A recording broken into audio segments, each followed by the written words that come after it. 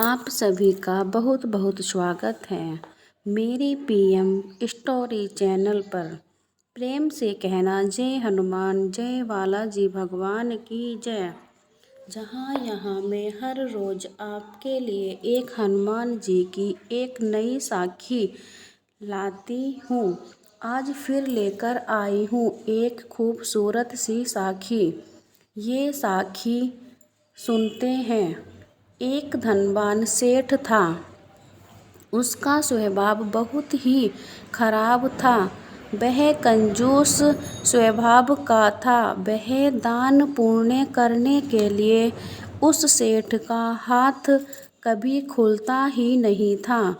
वह हनुमान जी की कृपा से उसके घर जो पुत्र वधू आई वह कुलीन और वह हनुमान जी को मानने वाले परिवार से आई थी।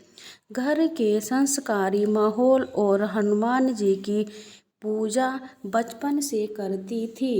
उनको मानती थी। वह बड़े बुजुर्गों की सेवा, साधु संतों का सत्कार, वह पूजा करना, दान दक्षिणा देना, ये सब संसार आत्मसार हो गए थे।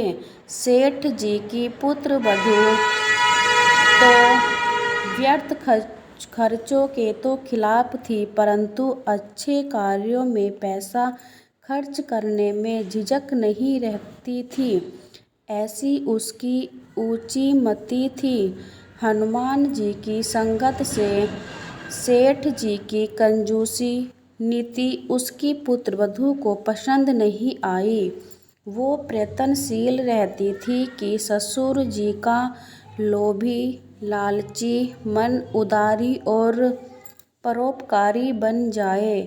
एक दिन सेठ जी घर पर ही थे तो उसकी पुत्रवधू एक पड़ोसन से बातें कर रही थी।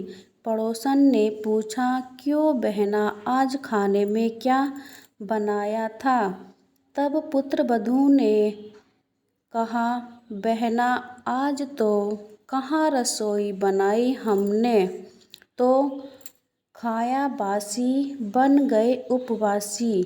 बहू के ये शब्द सुनकर ससुर जी के कानों में पड़े तो वे जाग गए और अपनी पत्नी पर बिगड़ पड़े। ये ठीक है, मैं कंजूस हूँ, इसका मतलब ये नहीं कि मेरी समाज में कोई इज्जत नहीं है। तुमने बहू को बासी अन्न खिला दिया जो सारे मोहल्ले में मेरी कंजूसी का ढिंढोरा पीट रही है। अब सेठ जी ने कहा, तुमने बहू को बासी खाना क्यों खिलाया? तब सेठानी ने कहा, मैंने बहू को कभी बासी खाना नहीं दिया। मैं इतनी मूर्ख नहीं हूँ कि इतना भी ना जानूँ।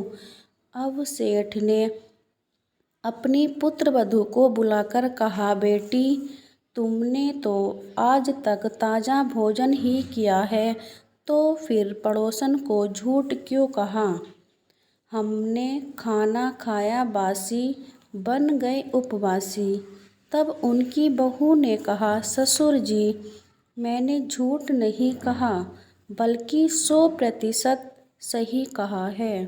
बुद्धिमान बहू ने नम्रतापूर्वक समझाते हुए कहा, थोड़ा सोचिए ससुर जी, आज हमारे पास धन दौलत है जिससे हम सुख सुविधाओं के अच्छे से रहते हैं। वास्तव में ये हमारे पूर्व जन्मों के पुण्य का फल है।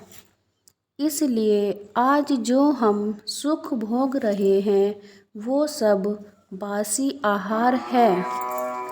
जो आहार हम खा रहे हैं वह बासी आहार के समान है। हम बासी खा रहे हैं और जो धन हमें मिला है उसे दान पुण्य, धर्म या परोपकार के काम हम कर ही नहीं रहे।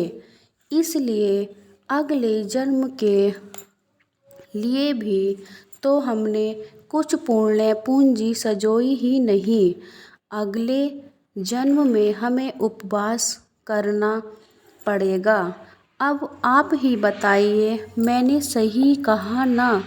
हमने जो खाया बासी बन गए उपवासी, क्योंकि जो हमारे पूर्व जन्म के कर्म थे उसकी वजह से हमें आज अच्छा खाने को मिला, लेकिन है वो वासी खाना जो आज हम अच्छे कर्म करेंगे तो आने वाली पीढ़ियाँ भोगेंगी।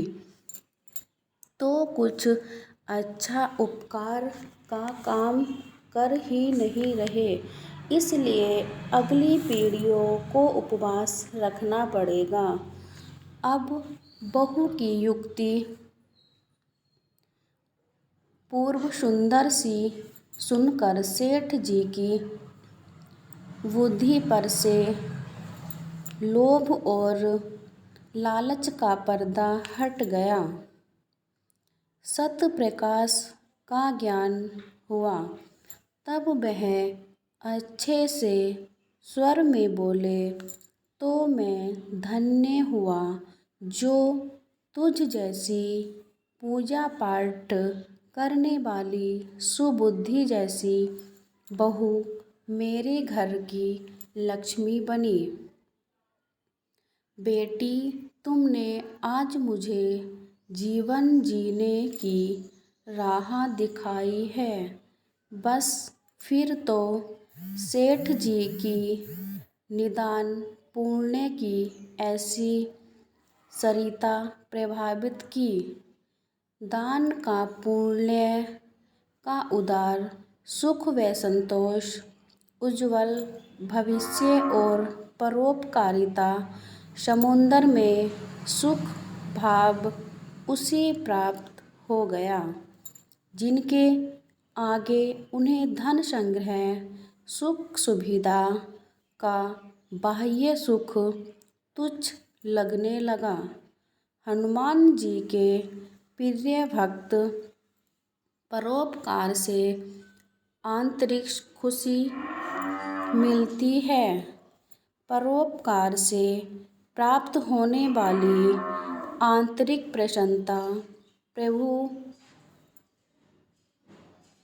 प्रभु प्राप्ति का ही सार है। ये बात सेठ जी को समझ में आ गई, इसलिए हमें भी अपने जीवन में परोपकार के काम करते रहना चाहिए। अगर आपको साखी अच्छी लगी हो तो वीडियो को लाइक करना और कमेंट्स में ज़रूर हमें बताना। और आप चैनल पर पहली बार आए हो तो चैनल को प्लीज़ सब्सक्राइब कर लीजिए। कल मैं फिर आपके लिए एक नई साखी लेकर आऊँगी। तब तक के लिए बोलो जय हनुमान बालाजी भगवान की जय। आपके हर कार्य बालाजी की कृपा से पूर्ण होंगे। सुबह शाम उनकी अपने घर में जोत जलाइए, आपके हर मुश्किल आसान हो जाएगी। उनका नाम लेते रहिए। बोलो जय श्री राम।